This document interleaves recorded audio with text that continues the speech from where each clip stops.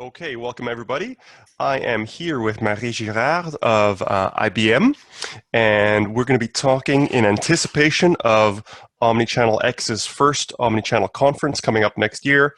She's going to be our first video podcast interviewee, so I think that's going to be a lot of fun. So the conference, as you know, hopefully is end of January, beginning of February next year, and this is one of our assets we'll be posting in anticipation to contribute to the community, which is growing nicely, and we welcome you. So I am Naz Urbina. I am Program Director for OmnichannelX and founder and principal of Urbina Consulting, one of the companies who's behind organizing OmniX. And I have got with me Marie Girard. Do you want to give yourself a little introduction of your background that leads you to be talking about Omnichannel, Marie? Hi, thanks Naz for hosting me on this first podcast. So right now I manage customer experience for a software line of products at IBM. And previously my background is in technical communication and information architecture. And over the years I realized how information architecture can be a very strategic choice, and that it wasn't only about documentation. So it sort of moved into content strategy, which meant aligning with other teams that were producing content. And so that led me to Omnichannel experience, where, you know, it's a content experience across all of the parts of the organization. Excellent. Okay, it's similar to my background, and Rock Lee, Scott Abel, Rahel Bailey, Yeah. many of the content strategists who now work in Omnichannel in various departments did have a background in technical communications. That's always been it was originally a source of shame, and for me, but now is becoming a source of great pride. You've been doing, so you're doing Omnichannel. Can you give some examples of some of the kind of channels and format that the content you work out goes out on? So we have, if I follow a typical customer journey, we have a marketing website and the social media that goes with it, the social media channels. Then there's a marketplace, a developer community, forums and various interactions. Then basically software as a service user interfaces that have text in them, supporting documentation and online help, technical support knowledge bases, and what else is there? Oh, training material as well to support. And so your work bridges across all of those? Yeah. Fantastic. That's exactly the kind of story that we're looking for at OmnichannelX, and we're seeing more and more organizations who want to be able to connect those dots and tell a coherent story across them, as well as, of course, the basics like don't contradict yourself, don't go off brand, consistent formatting, and so on. So my first kind of formal question of the interview is, do you feel it's becoming urgent for brands to consider content strategy in the context of omnichannel experience? And if so, why? So I would say it's becoming urgent, yes, because of the proliferation of channels and the growing complexity of channels. So if you think of like new technologies, or not so new actually, but like chatbots and augmented reality, for example, that sort of come as layers on top of existing, you know, it's not just one website anymore. So there are growing demands for becoming more efficient at managing all of those different outlets, and been building a strategy for choosing, you know, where you want to publish what, where it's more relevant. So relevance is a big driver for you. Were there kind of particular pain points that you were trying to target? Pain points, In pain points in terms of what? In terms of, for example, metrics that you wanted to improve, let's just, for example, customer satisfaction or accuracy or reduction in calls or improving top line number of impressions, SEO, any kind of, or weak SEO that you wanted to make strong SEO, anything really. What were the motivators really? What was getting people up off their chairs to do this? The number one motivator was efficiency to start with, Okay. because as a baseline, if you don't have an omnichannel strategy and you're not managing the omnichannel experience, you end up with lots of duplicated efforts across teams. Mm-hmm. So I think that was the main, the number one problem to solve. Which was more of an internal one. Mm-hmm. But if you haven't solved that problem, then it becomes very difficult to identify the pain points and decide on actions, the customer pain points, and identify actions to solve those pain points. That's an interesting point. I think I often get customers talking about how there's no single view of the customer because there's no single strategy. If you're not speaking the same language and you're not coordinating, you can't describe the customer holistically. So how can you look at holistic problems? Yeah. Okay. And we've had experiences where, for example, the support teams were complaining that they were getting lots of calls for a configuration problem. Mm-hmm. But then it turned out that maybe that configuration problem was related to information that could have been provided by consulting services, for example. Mm-hmm. So as a billable service. Yeah. So you have this sort of interdependencies of problems, and so if you don't have that omnichannel strategy, the support team would be trying to solve their support call problem only from a support team point of view. Mm-hmm. And it probably wouldn't have been the best way to resolve it. So that's interesting. So you take, for the customer's perspective, you could give them a better service and actually turn it into a revenue source as opposed to it being a cost and getting maybe not the best resolution for the customer. Yeah. Excellent. Okay. So in your experience, where in the organization does an omnichannel initiative start? Is it who's driving it from a hierarchical or departmental point of view? That's a very interesting or question. role point of view. Because, being holistic in spirit, mm-hmm. The moment you try and fit it into one department, it takes the lens of that department. So,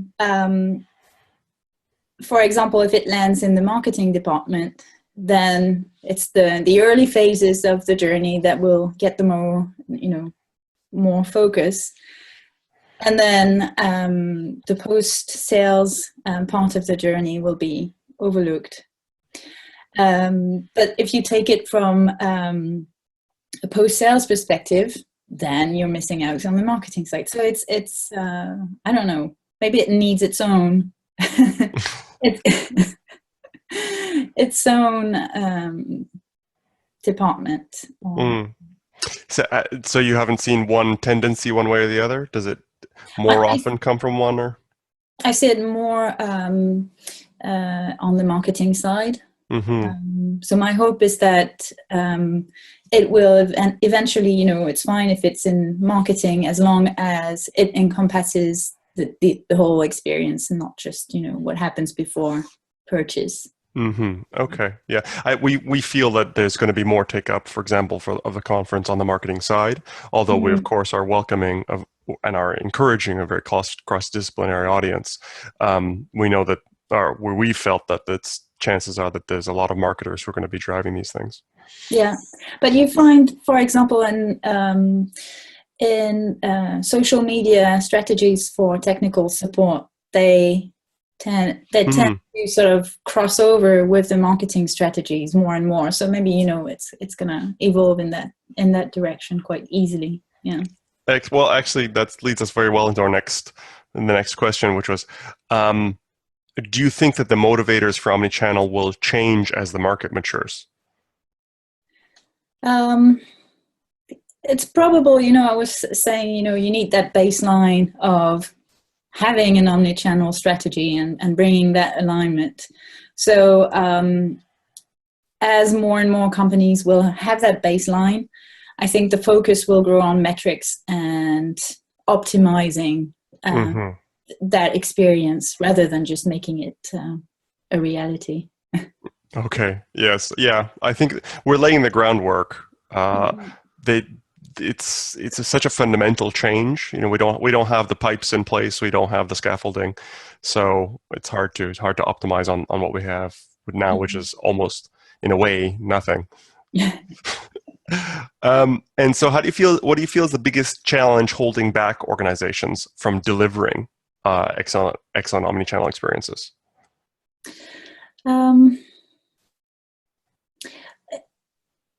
I think teams are very busy delivering what they've got to deliver with their own mandate. And so it takes additional effort to think, okay, I do digital asset management, but it would be in my interest to team up with people that do other types of content, because it would give a better experience and it would make my life easier.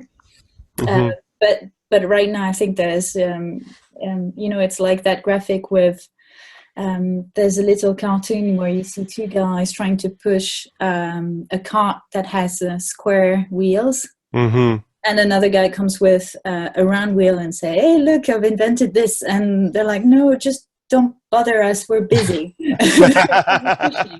I think it's something like great. That's going on. I would love if you could find that cartoon. I would love to see it. Yeah, I've never seen that. That's really good. That's a really good one. I'll see if we can get permission to use that on the site. Yeah, I think the organizationally, in terms of governance and process, you see that as being a big one. Yeah. Well, just playing awareness that there are other groups out there doing things.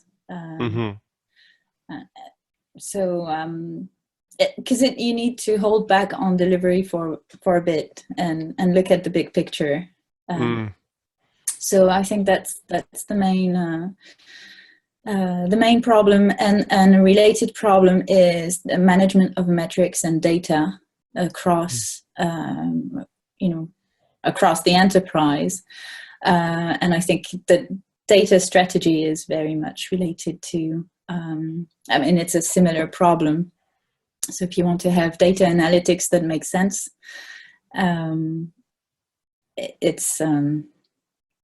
it's like a chicken and egg thing. You need the data to understand that there's a problem, but before that, you need to have the right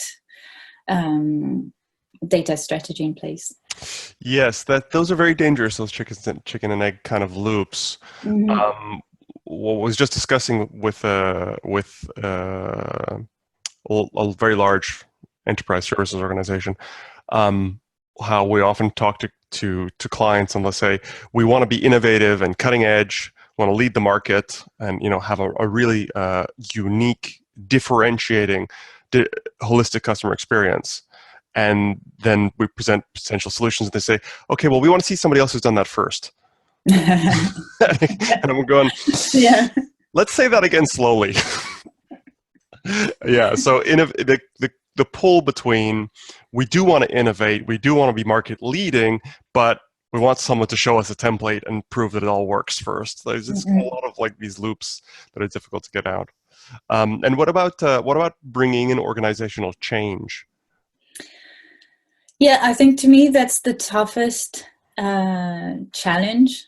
So it's about openness, in terms of mindset. It's about openness to different ways of seeing, of understanding content and understanding customers as well.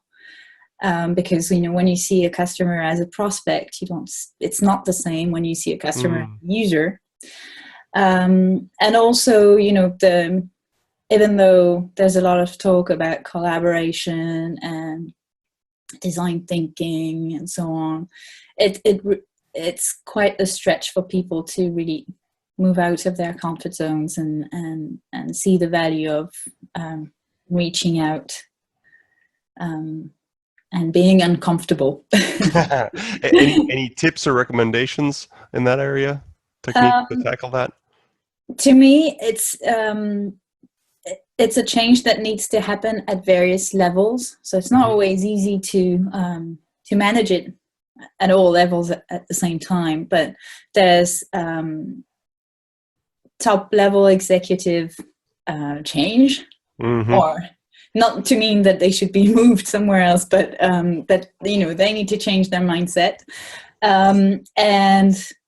but also within teams, like middle management and teams also, and all at the same time. Because if it's just top down, it's not going to work. If it's just bottom up, it's not going to work. It has to be a sort of a double attack. Right. Okay, so two-pronged attack. Yeah, two-pronged, yes. Thanks. Yes, two-pronged attack. Okay, that was actually anticipated one of our other I was going to ask you about top-down, bottom up. And actually, I think very related as well is the funding for these strategies. There's an inherent difficulty because organizations are often funded and resourced according to channel-based teams and KPIs. Yeah. So, your budget is the marketing budget or the social media budget or the documentation budget or the support budget. So then there's a conflict between this and omnichannel improvements because of that. So how can channel-based teams resolve that conflict so that strategies are able to develop? I'm not sure I have an answer to that one. I think it very much relates to what we were talking about previously, where omnichannel strategy should sit in the organization, and that's also the question of the budget for it. And so, as long as there's a clear mandate that the scope is omnichannel and not just one department, then the budget should align to that. Right. Okay. So actually having an omnichannel initiative budget, right? And you're able to pull that off, and you're. No. I think. Okay. Well. Yeah. Okay. So there's a difference between I'm a pragmatist, and so what I think in a period of change, we have to look at what would be the ideal, and what can our people go home and realistically do. Yeah. So in my recommendation these days is that you go and get some executive champion at a middle upper level who you can convince to take this forward and give some budget to get you started. Yeah. And if you can expand out of your department, always have that in mind, but you have to work within the reality of today's organizations. Yeah.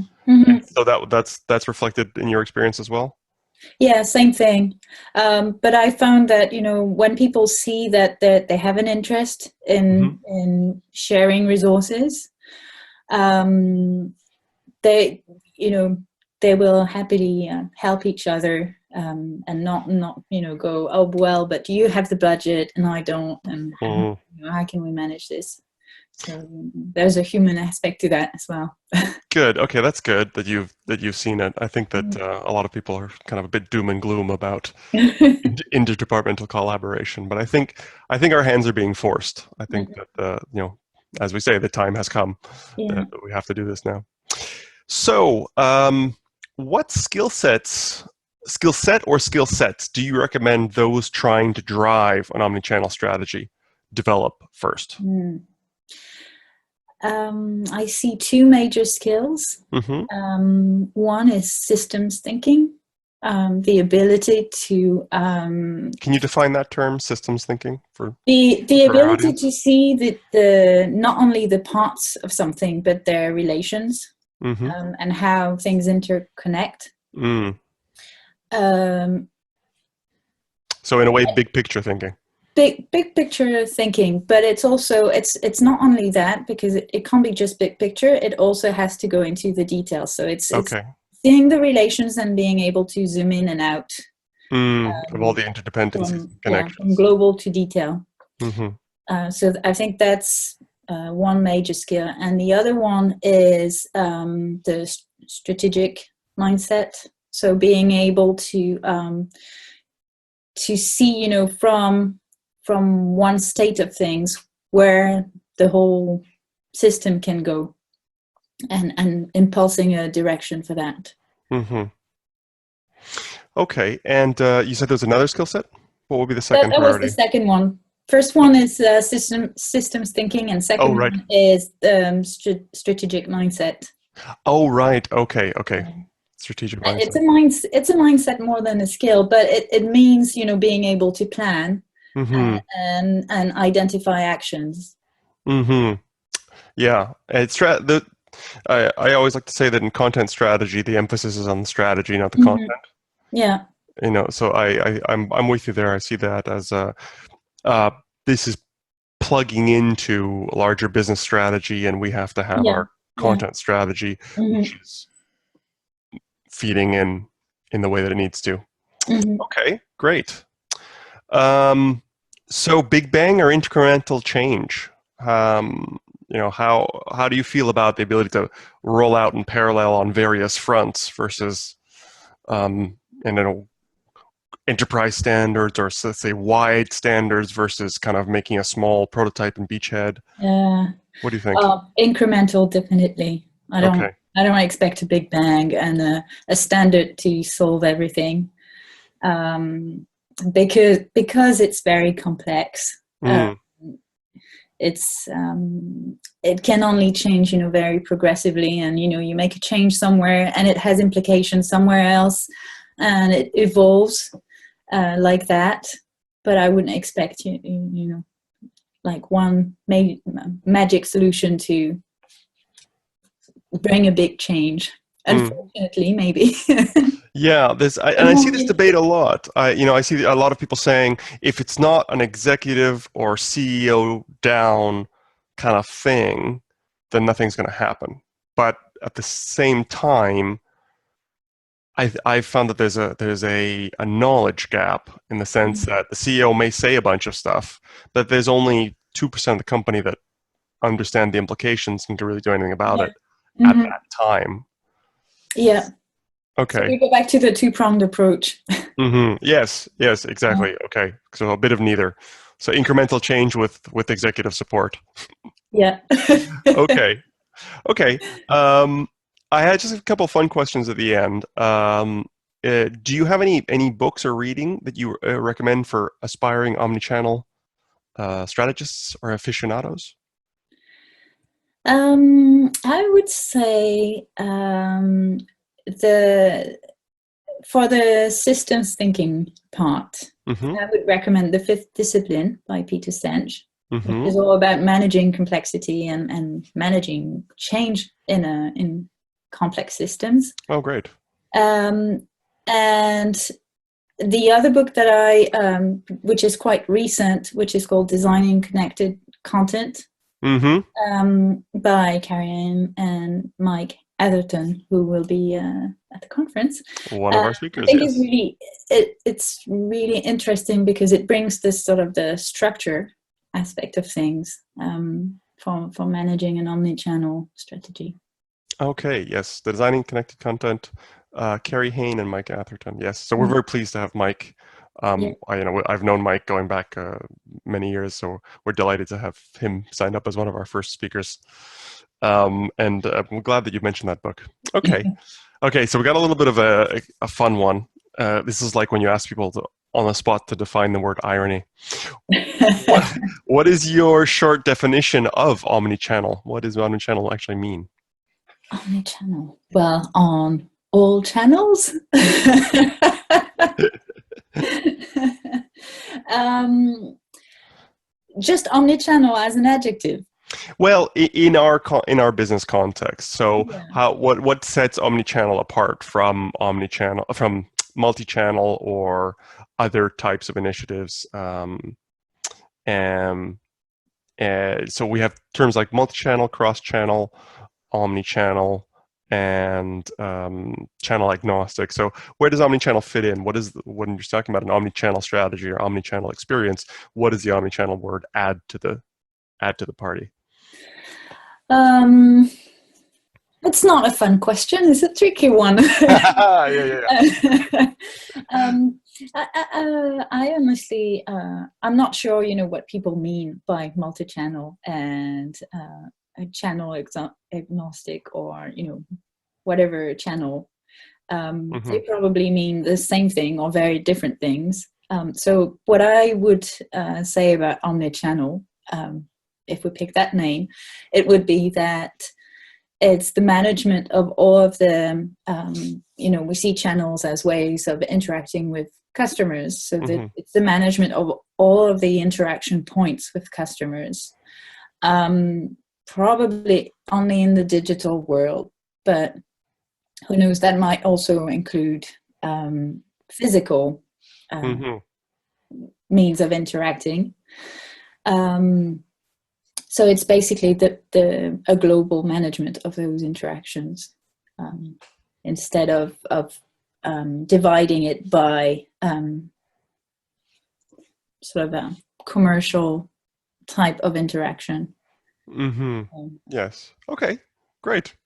So we have we're going to ask lots of people, and we're going to get lots of different answers. Yeah, that's it's not fair. I get to come first. Well, actually, I had to go first. Okay. I had to go. I had to be the first one to jump off. So so thank you very much. I think that's the kind of the formal questions that I had, and so now we have a little bit of time left. I wanted to ask you a little bit more about your projects you've been doing specifically at IBM, and I wanted to know if you have been able to measure or quantify some of the impact. What sort of how would you report back success? I remember there was one measure of success that I think was is a clear achievement, because as part of the omnichannel strategy, we included a metrics strategy. It did require a lot of work to bring in the metrics from the various departments and say, okay, can we correlate, what, your customer metrics and see what's going on, where the pain points are and so on. And there were some very interesting efforts that were made on the support side where basically we could correlate the use of content with the types of problems that customers had and the cost of resolving customer issues. So being able to draw conclusions on the cost of content reuse or non-reuse was very very interesting. I think that was a major success. Great.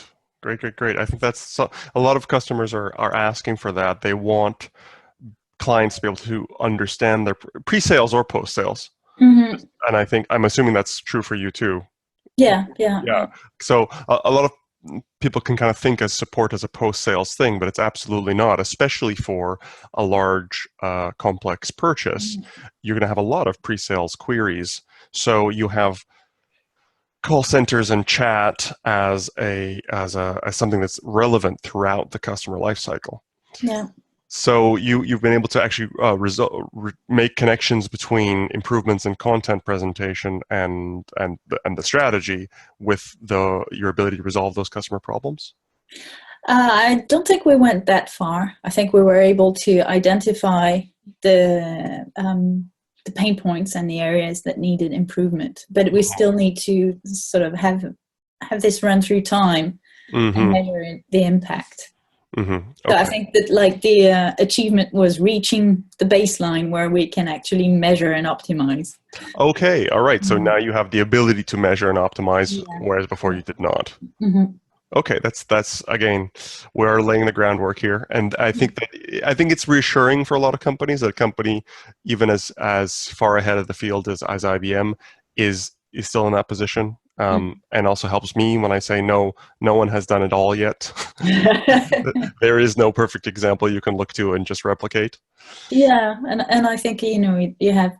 I wouldn't expect to find a full-scale example of something that works right now, but Hmm. maybe small initiatives that that are successful, and then that you can build up from.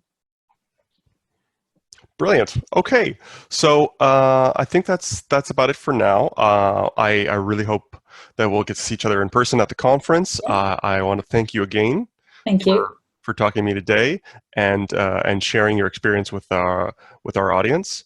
And I invite everybody to check out the site. Where our call for speakers is opening soon, or should be actually open by the time that you see this.